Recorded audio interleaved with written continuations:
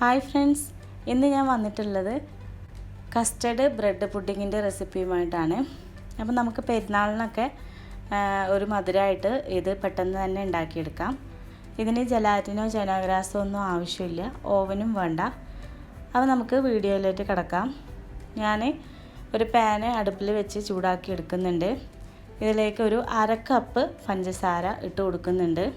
വെള്ളമൊന്നും ഒഴിക്കുന്നില്ല, ഇങ്ങനെ തന്നെ മെൽറ്റാക്കി എടുക്കുകയാണ് ചെയ്യുന്നത്. പഞ്ചസാര പാനിലേക്ക് ഇട്ട് കൊടുത്തതിന് ശേഷം ഒന്ന് ഇളക്കി കൊടുക്കുന്നുണ്ട്.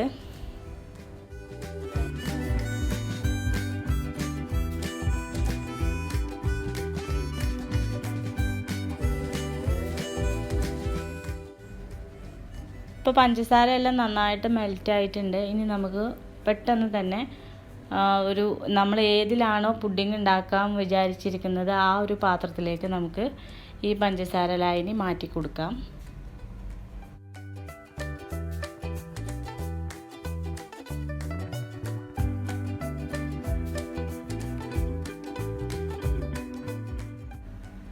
ഇനി ഈ ബ്രെഡ് കസ്റ്റർഡ് പുഡിങ്ങിലേക്ക് ഞാൻ എടുത്തിട്ടുള്ളത് 4 ബ്രെഡാണ്.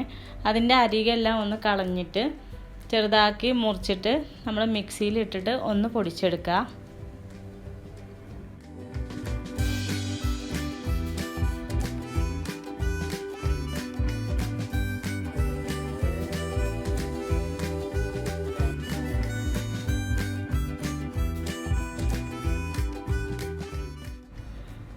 ഇനി ഒരു 1/2 ഗ്ലാസ് അല്ലെങ്കിൽ അതിൽ കുറവോ പാലിലേക്ക് ഒരു 4 ടേബിൾ സ്പൂണ് കസ്റ്റർഡ് പൗഡർ ഇട്ട് കൊടുക്കുന്നുണ്ട്. ഞാനിവിടെ എടുത്തിട്ടുള്ള വാനില ഫ്ലേവറിലുള്ള കസ്റ്റർഡ് പൗഡറാണ്. അത് ഇട്ട് കൊടുത്തിട്ട് കട്ടാതെ ഒന്ന് ഇളക്കിയെടുക്കുക. അപ്പോൾ നമുക്ക് വെള്ളത്തിൽ വേണമെങ്കിലും ഇത് കലക്കിയെടുക്കാം.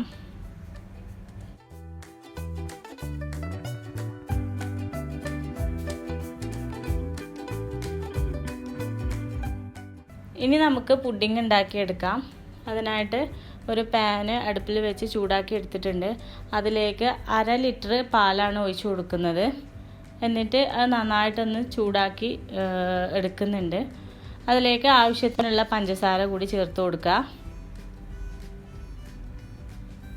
പഞ്ചസാര എല്ലാം മെൽറ്റായി തിളച്ച് വരുമ്പോൾ നമുക്ക് ഇതിലേക്ക് ഒരു 2 ഏലക്ക പൊടിച്ചതും കൂടെ ചേർത്ത് കൊടുക്കുക.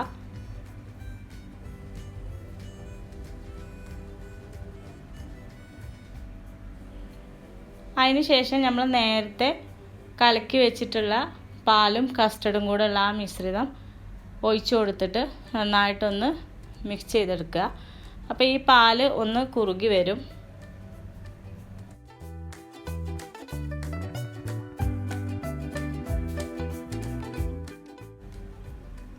പാല് നന്നായിട്ട് കുറുകി വരുമ്പോൾ ഇതിലേക്ക് നമ്മൾ നേരത്തെ പൊടിച്ച് വെച്ചിട്ടുള്ള ബ്രെഡ് കുറേശ്ശെ ആയിട്ട് ഇട്ട് കൊടുത്തിട്ട് നന്നായിട്ടൊന്ന് മിക്സ് ചെയ്തെടുക്കുക.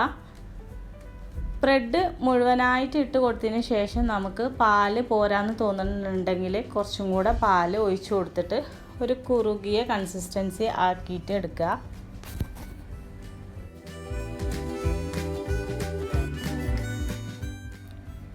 എല്ലാ ബ്രെഡും ഇട്ട് കൊടുത്തിട്ട് പോരാൻ തോന്നിയപ്പോൾ ഞാൻ കുറച്ചും കൂടെ പാല് ഒഴിച്ചു കൊടുത്തിട്ടുണ്ട്.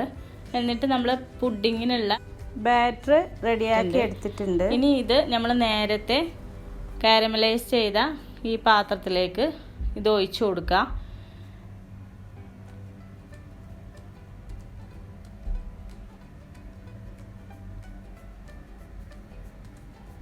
ഇതൊന്ന് ലെവൽ ചെയ്ത് കൊടുത്തതിന് ശേഷം ഒരു പാന് അടുപ്പത്ത് വെച്ചിട്ട് അതിലേക്ക് കുറച്ച് വെള്ളം ഒഴിച്ചിട്ട് തിളപ്പിക്കുക. എന്നിട്ട് ഡബിൾ ബോയിൽ ചെയ്തിട്ട് നമുക്കിതൊന്ന് വേവിച്ചെടുക്കാം. മുകളിൽ ഒരു ഫോയിൽ പേപ്പർ വെച്ചിട്ട് മൂടിക്കൊടുക്കുക, ഇല്ലെങ്കിൽ പാത്രമായാലും മതി.